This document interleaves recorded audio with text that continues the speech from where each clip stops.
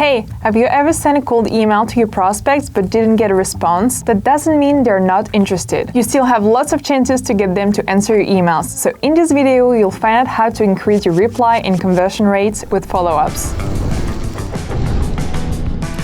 70% of sales reps stop their email sequence after one unanswered email. That's crazy, and often a yes happens after 4 no's. There are a lot of opportunities you're missing out on. There are multiple reasons why leads don't reply to your emails. They haven't had the time to reply, simply forgot about your email, didn't see your message yet, or maybe your email wasn't clear enough. This is why more follow-ups equals higher reply rate equals more opportunities. Here's how to write a follow-up email if you don't want to lose the lead and want to get the desired response. What should you put in the subject line? There are 2 types of situations that require 2 different subject line strategies. If it's the first follow-up in your sequence, the best option is to keep the same subject line as the previous email. This way, all the emails will be going under the same thread. This is important because it allows your lead to see all the previous emails in case they need a reminder. But be sure to keep in mind that if you keep emailing them after the first email, you need to give them a way out through an unsubscribe link. The second strategy is to write a new subject line to start a new thread and start fresh again with a new approach. Now, what should you put in the email? Well, never something like, just wondering if you saw my last email, or following up on my last email, because it can annoy people and most of them won't even remember the first email you're referring to. So here are 2 strategies you can use. Your first follow-up can consist of a reminder. The main idea here is to remind your lead of your proposition that they may have forgotten about or not had time to reply to. Plus, you can use this follow-up reminder to provide quality information which can save their time. For that, you can sum up your previous email and rephrase the important stuff. Here's an example if you're trying to establish a partnership with someone. Hi, first name. Not sure if you've seen my last email, but I'm going to make this one super quick in order to not waste your time. I'm 100% confident that a collaboration between company name and my company is a match made in heaven. Here's why. Strong argument, plus all indicators suggest that once we release it, it's going to be a major hit, and it will bring us a lot of attention. Let me know first name, as I'm super interested to hear your thoughts. Stay safe. Signature. So here the subject line stays the same to appear in the same thread. You reference the previous email to make a quick transition, and you get to the point to not waste anybody's time. You raise a strong argument about what's in it for them. This argument would be personalized for every prospect, so don't forget to do your research and show you understand their needs. You can also try to add some humor, like this for example. Hi, first name, coffee image. Sorry to be a pest, but it seems I'm meant to be one. Just wanted to see if my offer for coffee made it through your busy inbox. I'd love to share with you some ideas on how to adapt your outbound strategy in these times and still drive more revenue. With Thursday 11 a.m. EST work, cheers, signature. P.S. My CEO interviewed Aaron Ross and they chatted about sales prospecting during the crisis. You can check it out here. The joke in the first sentence lightens the mood. Then you refer to your last email, showing you understand that they're busy, which can be appreciated. You focus solely on your prospect and provide value to them and how you could help them solve their pain points. You add a clear and straightforward CTA asking to discuss the topic at a specific time. You even go further by adding more value to your PS by sharing a resource that could be helpful for their outbound strategy. Another way to follow up is the incremental value strategy. You can use this method if you want to send several emails with new information or added value. How does it work? Your first email draws your prospect in without giving away all the juicy information. You say just enough to intrigue them so they're waiting for your second email or want to reach out to you to find out more. Then your second email, the first follow-up,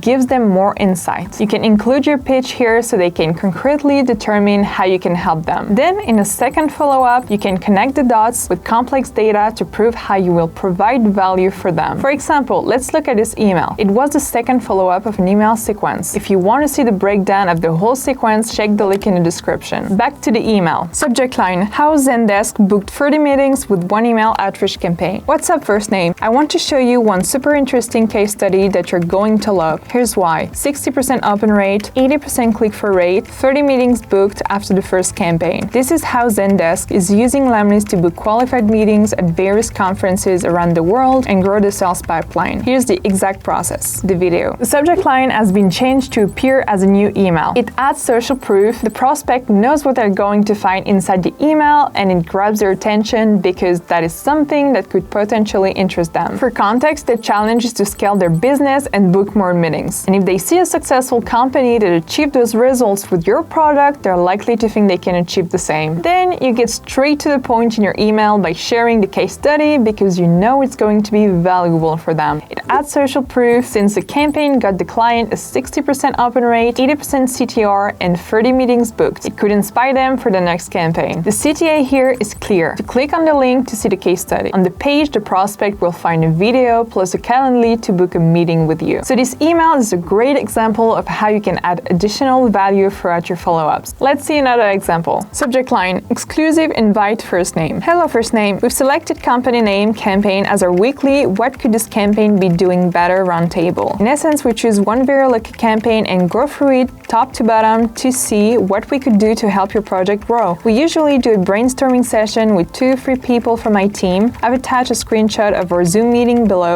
Erin from my team also took some notes about all the ideas that we had, so if you're free sometime, I'd love to have a chat with you. Signature. Since the first email didn't generate a lot of replies, the subject line has been changed. It's personalized and intriguing. It feels like a new email. No need to see the first one to understand it. You immediately state what's in it for them and validate the subject line. You provide great value, you focus on your prospect and everything you can do to help them. Then the custom image grabs their attention right away and adds that feeling of uniqueness. Your prospect would see their profile picture, a screenshot of their LinkedIn profile, text, or whatever you want. Finally, if your prospect wants to benefit from this value, they need to reply to book a call with you and your team. And as you teased your offer very well, it's a great email to help you book more meetings. Let's see one last example of this strategy. Hi first name. Last time I sent you an email, I mentioned a topic strategy that will skyrocket your results. Today, I'm going to reveal the magic. Here's offer. The image. I would love to hear your thoughts first name, no strings attached. Wouldn't be spamming you unless I was confident it would bring value to your world. Stay golden. Signature. It works because you had a touch of humor while delivering value at the same time.